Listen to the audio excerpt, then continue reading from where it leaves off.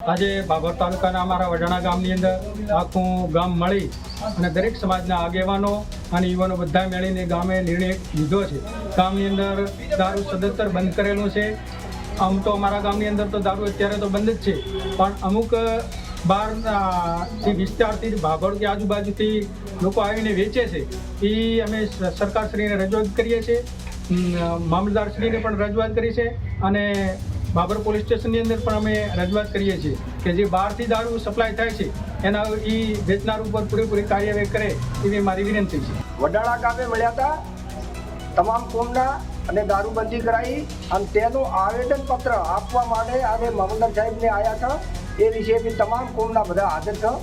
અમારા પંચાયતના મેમ્બર છે, સરપંચશ્રી છે, માજી સરપંચો છે, ડેપ્યુટી સરપંચો છે અને તમામ કોમના છે કે અમારા ગામમાં દારૂબંધી કરી છે તેનો અમલ કરવા માટે અમને સરકારશ્રીનો સાથ મળે. અમારી તમામ માહિતીથી અપડેટ રહેવા માટે જોડાયેલા રહો S9 ન્યૂઝ સાથે.